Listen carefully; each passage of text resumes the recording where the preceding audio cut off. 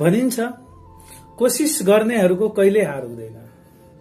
भनिन्छ कोसिस गर्नेहरूको कहिले हार हुँदैन। भित्री मनले गरेको मिहिनेत कहिले बेकार हुँदैन। नतापेको फलाममा पनि त धार हुँदैन। नमस्कार, म शिव।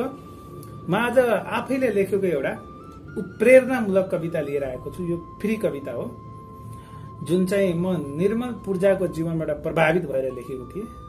कृपया सुन्नुहोला। म अब ढिलो नगरी कविता वाचन गर्न चाहन्छु। भनिन्छ कोसिस गर्नेहरूको कहिले हार हुँदैन। भनिन्छ कोसिस गर्नेहरूको कहिले हार हुँदैन। भित्री मनले गरेको मिहिनेत कहिले बेकार हुँदैन। नतापेको फ्लाममा पनि त धार हुँदैन। जुन फ्लाम तापेको हुँदैन त्यसमा त धार कसरी आउँछ? हुँदैन नि। त्यस्तै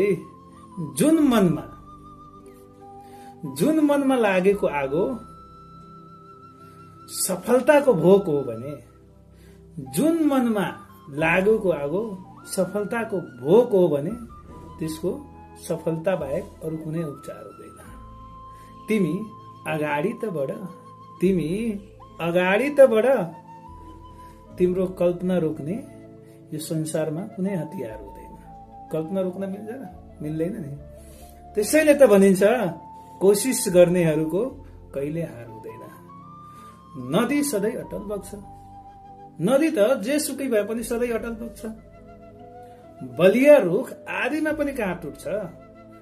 नदी सधैँ अटल बग्छ। बलिया रुख आदिमा पनि कहाँ टुट्छ।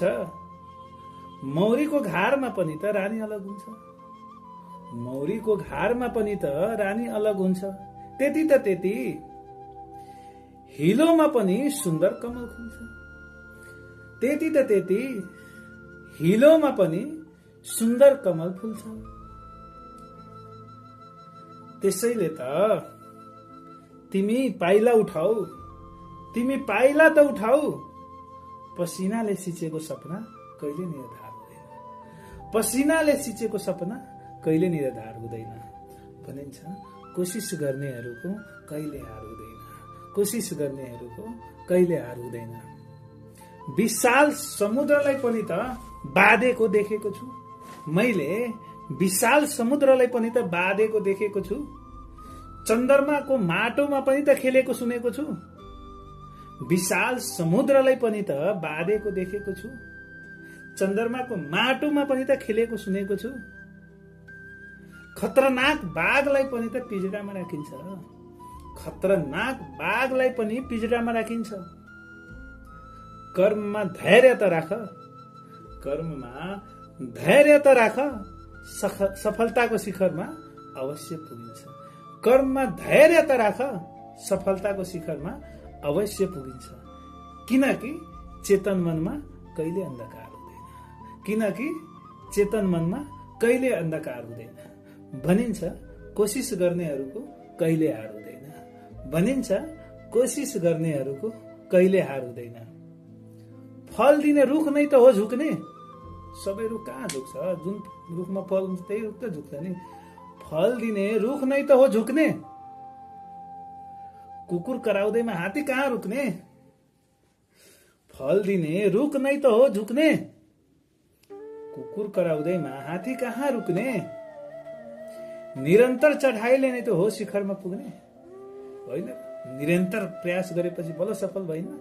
त्यस्तै निरन्तर चढाइले नै त हो शिखरमा पुग्ने। पर्वतको चढाइमा चुनौती नआउने कुनै पहाड हुँदैन। पर्वतको चढाइमा चुनौती नआउने कुनै पहाड हुँदैन। त्यसैले त भनिन्छ नतापेको फ्लाममा पनि धार हुँदैन। त्यसैले त भनिन्छ कि नतापेको फ्लाममा पनि धार हुँदैन। सच्चा मनले गरेको मेहनत कहिले बेकार हुँदैन। सच्चा मनले गरिएको मेहनत कहिले बेकार हुँदैन। त्यसैले त भनिन्छ कोसिस गर्नेहरूको कहिले हार हुँदैन। त्यसैले त भनिन्छ कोसिस गर्नेहरूको कहिले हार हुँदैन। हस्त, धन्यवाद। राम्रो लागेमा लाइक, शेयर, कमेन्ट र सब्सक्राइब गरिदिनु होला। Thank you.